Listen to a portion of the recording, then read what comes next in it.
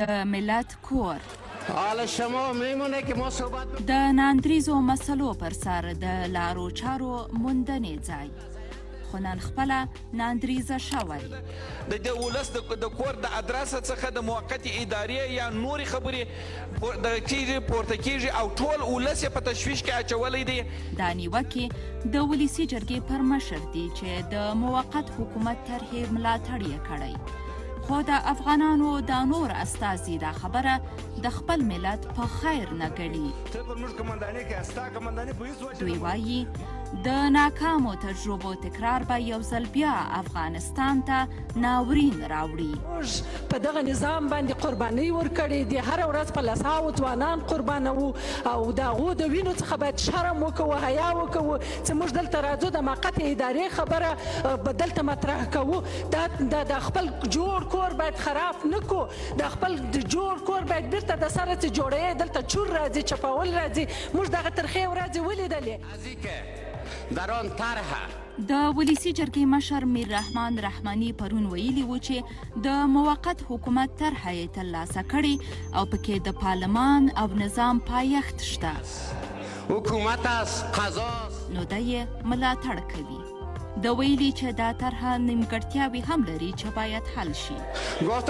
خو د وکیلانو په ګډون حقوق پوهان هم دا ډول څرګندونې د اساسي قانون خلاف ګڼي.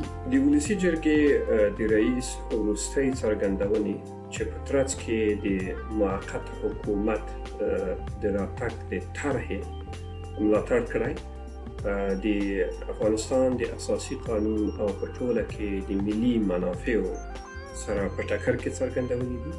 دا په داسې حال کې ده چې موقت حکومت په هیڅ عنوان د افغانستان د اوسنی بحران نه ختموي او نه هم د سولې د استمرار سبب کېدای شي. د موقت حکومت په تړاو د ملت په کور کې له ناندریزو باسونو هاخوا تازه د طالبانو او نړیوالې ټولنې یو بل ته ګوتڅنډنې. طالبان وایي که د امریکا هوکړه پلي نشي د جګړې دوام غوره بولي، خو د امریکا په ګډون نړیواله ټولنه بیا ترې غواړي چې جګړه بس او سولې ته ژمنتیا وښیي. تر دې وړاندې واشنګټن ویلي و طالبان ورسره کړې هوکړه کې پر ژمنو نه دي ولاړ، تاوتریخوالی نه دی کم او نه یې هم القاعدې سره اړیکې پرې کړي، نو ځکه دا هوکړه بیا ارزوي. دې سره دا شاوخوا 15 ورځې کېږي چې دوحه کې د سولې خبرې په ټپه درېدلي. د افغانستان اسلامي جمهوریت مرکچی پلاوی وایي طالبان د جګړې د درولو او د سولې اساسي خبرو ته نه کیني. شازیه حیا، کابل.